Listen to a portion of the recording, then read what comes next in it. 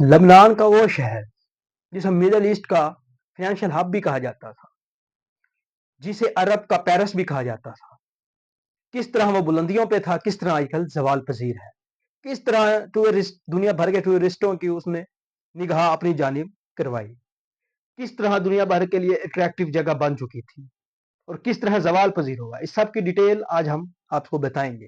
جی السلام علیکم ناظرین، welcome back to my digital channel. سب سے پہلے آپ سے ریکویسٹ، چینل کو سبسکرائب کریں، لائک کریں، بیل آئیکن کے بٹن کو پریس کریں تاکہ ہر آنے والی ویڈیو آپ تک آسانی سے پہنچ سکے۔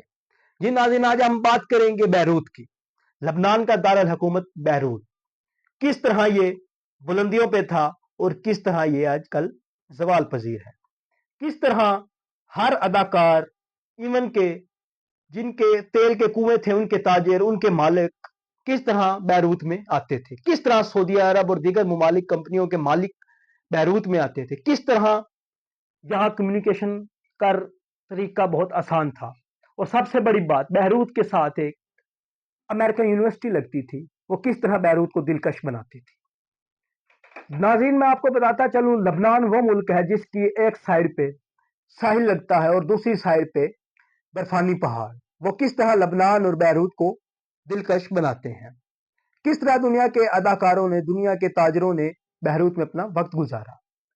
ناظرین شروع سے ہی جنگ عظیم اول کے بعد فرانس کا قبضہ رہا بیروت کے اوپر۔ 1943 میں آزادی ملی بیروت کو، اس کے بعد کس طرح اس نے ترقی کی۔ سن 1955 سے لے کے سن 1975 تک بیروت کس طرح دنیا کی نگاہوں کا مرکز بنا رہا اور کون کون لوگ ادھر آتے رہے، کس طرح بڑے بڑے ادھر ہوٹل بنے اور ٹورسٹ مقام پوری دنیا کا بن گیا۔ جی ناظرین، سن 1950 میں لبنان بڑی ترقی میں تھا، بڑی ترقی کر رہا تھا کیونکہ اس کی پالیسیز بہت اچھی تھی، سماجی ریاستیں بہت آگے تھے، اکنامیکل بہت آگے تھے، اور کس طرح یہ زوال پذیر ہوا۔ یہ ناظرین بیروت کے ایک سائڈ پہ گرین لائن کے ذریعے یہ مشرقی سائڈ پہ قبضہ تھا مسیحی جنگجوؤں کا، مغربی سائڈ پہ قبضہ تھا فلسطینی جنگجوؤں کا۔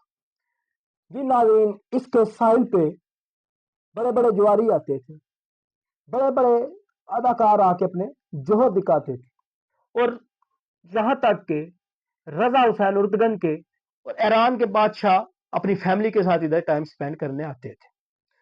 بڑے بڑے اداکار جن کو دیکھنے کے لیے تاجر رکتے تھے، وہ بھی سٹے کرتے تھے بیروت کے اندر۔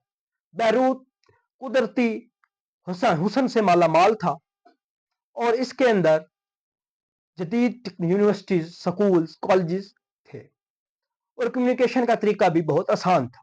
اس لیے ناظرین پوری دنیا سے بڑی بڑی ملکوں کے کمپنیوں کے مالک اس میں رہائش اختیار کرتے تھے اور اپنے ٹائم گزار کے جاتے تھے۔ جی ناظرین، میں آپ کو بتاتا چلوں، سن 1965 میں ایک فلم ریلیز ہوئی 24 آور ٹو کل، جس میں بیروت کی ثقافت کو دکھایا گیا، بیروت کے حسن کو دکھایا گیا۔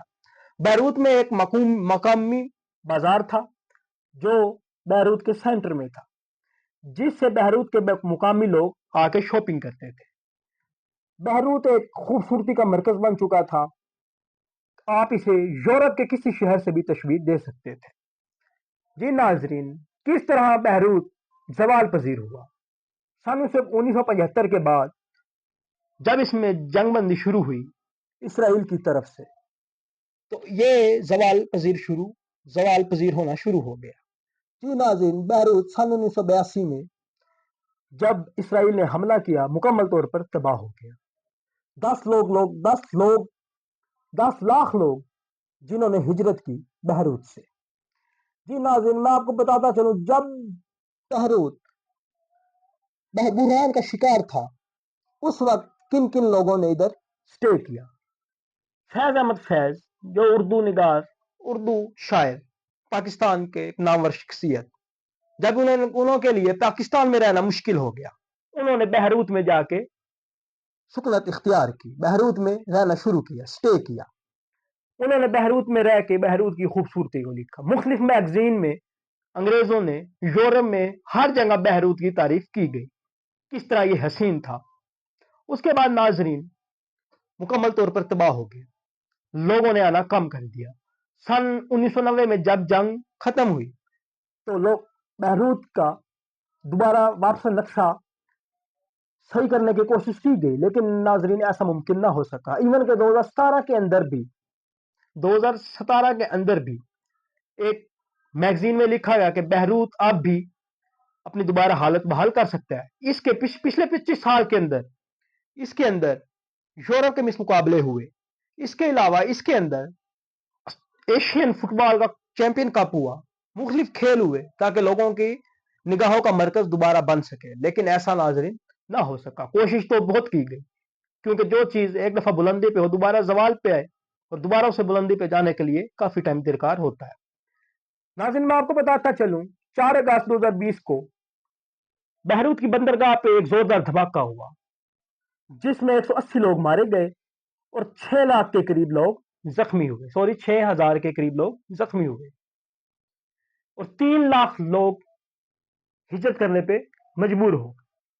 اور آج کل پھر یہ علاقہ جنگ کا شکار ہے، کبھی اس پہ کسی کا قبضہ رہا ہے، کبھی اس پہ کسی کا قبضہ رہا ہے۔ یہ تھی ناظرین بیروت کی زوال سے عروج سے زوال کی کہانی۔ جی ناظرین، انشاءاللہ اگلے ولاگ میں آپ سے ملاقات ہوگی۔ اپنا خیال رکھیے گا۔ اللہ حافظ۔